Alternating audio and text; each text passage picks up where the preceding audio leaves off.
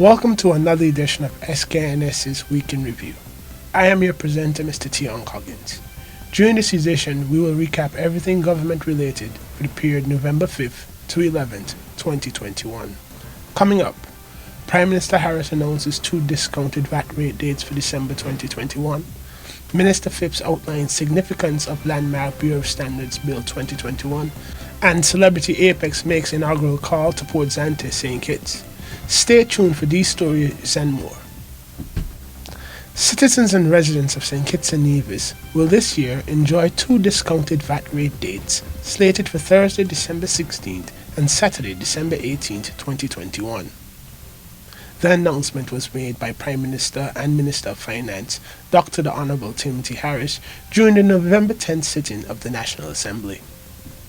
I am pleased to announce that my government, in furtherance of our commitment to bring relief to the citizens and residents of the Federation of St. Kitts and Nevis, and after discussions with the Chamber of Industry and Commerce, has established Thursday the 16th and Saturday the 18th December 2021 as the reduced VAT rate days.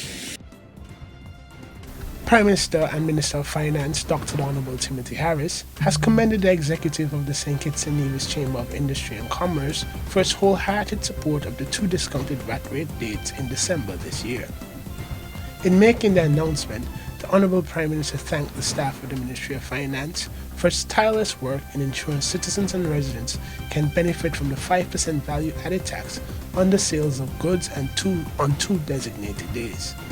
I want to commend the staff at the Ministry of Finance and of course the Chamber for their collaboration and cooperation and a significant initiative that the government has taken on the very difficult times to reduce VAT from a high of 17% to a low of 5% on merchandise. It was a direct intention there was to ensure that at this time, food and other merchandise are made as affordable to the largest number of persons. That is what we are intending to have happen. And by bringing forward the salaries, the payment of salaries, wages, and other benefits, we ensure again that more people can take advantage of what should be lower prices.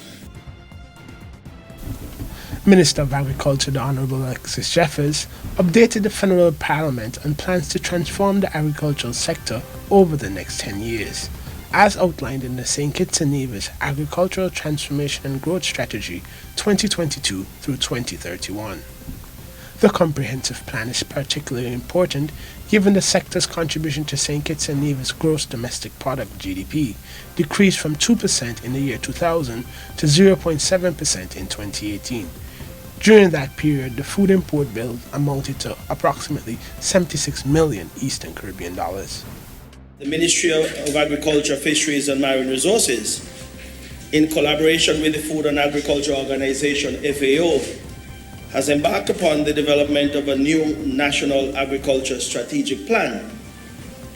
Now, this 10-year plan is meant to be a blueprint to transform the agricultural sector after a process of consultation with all our stakeholders to ensure that the decisions that are made are inclusive and consistent with what is required from a national level. Over the past 20 years, Mr. Speaker, the sector's contribution to the GDP has declined from about 2% in 2000 to a mere 0.7% in 2018. During that same period, the food import bill has steadily increased, amounting to just about US $76 million, or 80% of the overall food requirements up to that point in time, or that period in time. The transition from agriculture to other emerging economic sectors have proven to be difficult for some of our farmers. The amendments made to the Vehicle and Road Traffic Act Cap 1506, otherwise known as the Vehicles and Road Traffic Amendment Bill 2021, will provide additional safety and security to all citizens and residents, said Attorney General the Honorable Vincent Byron Jr., while lending support to the debate during the November 10th sitting of Parliament. The bill is a very short bill, as he has explained, and it is intended to provide for the safety and security of all of our citizens, those who drive, use motor vehicles, as well as those pedestrians and others who use our roadways. As he has said, the bill is intended to ensure that what has become an increasing mischief on our roads, where individuals have taken upon themselves to cover the windscreens of their vehicles, to dark them out, so no one can see inside. The Bureau of Standards Bill 2021, which was passed in the National Assembly on November 10, 2021, serves as a fundamental tool to improve the domestic standard of commodities in preparation for export to international markets, according to the Honorable Senator Wendy Phipps, Minister of International Trade, Industry, Commerce, Consumer Affairs and Labour. The bill that is before us is actually meant to do two things. One, it is intended to replace an existing piece of legislation that would have been passed in 1999 as the National Bureau of Standards Act, Chapter 23.15, Act Number 7 of 1999. And the second purpose is to update our national legislation in terms of providing for the development and policing of a national standards and quality infrastructure in St. Kitts and Nevis, so that our people, the consumers of this federation, importers, wholesalers, retailers alike, can have the best quality when it comes to goods and services, practices and processes for which they will have to pay in order to enjoy the luxuries of same. The Celebrity Apex made its inaugural call to St. Kitts on November 10, 2021 at 8 a.m., adding to an exciting roster of cruise calls for the island during the month of November. The ship docked at Port Zante, where the Tourism Authority welcomed the inaugural cruise and hosted a plaque exchange ceremony. Today is another proud day for our destination. March 13th, as you may not know, was the last day we had two vessels berthed here at Port Zante. Today, the Celebrity Apex is making that possible with another ship berthed on our Port Zante 2 pier. We know that the Celebrity Traveler is highly discerning, and the vessel with its sleek trims offers several amenities on board. The ship looks quite unique. It's quite a different of the line. Your magic carpet, unrivaled restaurants that are so often unmatched with the culinary experiences, and your rooftop garden. Captain Demetrius, I know you are pleased to be leading the ship. We know that the ship is not at its maximum capacity today. It only has 1,839 passengers, but we know in months to come, we will see the vessel at its maximum capacity. We know that we are rebuilding crews, and we're glad that the Federation of St. Kitts and Nevis could be a part of this process. The Ministry of International Trade partners with CEDA to improve access to financing for small and medium-sized businesses.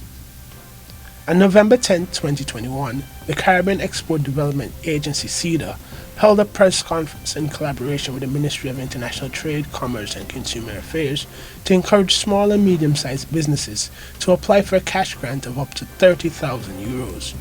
During the last sachet, 2 businesses from the Federation benefited from the cash grant, and CEDA manager with the responsibility for competitiveness and export promotion stated that he would like to see at least 10 businesses from the Federation benefit from the upcoming rollout. We know that the private sector was hit very hard by the pandemic due to lockdowns, due to loss of customers, and restricted travel and so on. So an economy that is heavily dependent on tourism, such as St. Kitts and Nevis, really felt the brunt of the pandemic. The purpose of this grant is to really look at how we can assist businesses in bouncing forward. Not bouncing back, but bouncing forward, because we want to build more resilient businesses. Prime Minister of St. Kitts and Nevis, Dr. Honorable Timothy Harris, continues to positively impact the lives of children across the Federation. Over 100 students from throughout Constituency 7 are expected to benefit from the education grants of the Help a Child Drive of up to $500 each. Thus far, almost $500,000 Eastern Caribbean dollars in education grants have been distributed to approximately 1,000 students over the last 18 years through this program. This has been a difficult year around the world, a world made difficult because of the disruption of economies and societies everywhere on account of the COVID-19 pandemic. A year made difficult because around the world, over 255 million persons would have lost their job as a consequence of the COVID-19 pandemic. And in these difficult times, it is significant that we are continuing a program. We are continuing a program when perhaps it would have been easy to say, these are difficult times, or this has been a difficult year, so we will not bother to do it this year. Instead, we believe, and we have been able to put on this program because it has become even more important that we help a child when things are difficult than when things are easy. The Medical Chief of Staff at the Joseph N. France General Hospital, Dr. Cameron Wilkinson, said that a large portion of persons who remain unvaccinated against COVID-19 in St. Kitts and Nevis are individuals between the ages of 18 to 40 years old. Dr. Wilkinson was at the time speaking at the Wednesday, November 10, 2021 NEOC press briefing. Unfortunately, a significant proportion of the unvaccinated include our young, healthy adults between the ages of 18 and 40. Interestingly, this is the same segment of our society that wants to participate in contact sports, frequent the bars, have social gatherings without masks, and are looking to have carnival celebrations with little restrictions. Individuals continue to say that it's a personal choice whether or not to get vaccinated.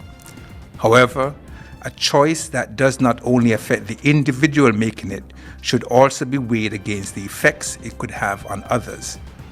Deciding whether to get vaccinated against COVID-19 is not a personal choice, and never was, because the consequences have always extended way beyond the individual. Thank you for tuning in to this edition of SKNS's Week in Review. I am your presenter, Mr. Tion Coggins. Please stay safe.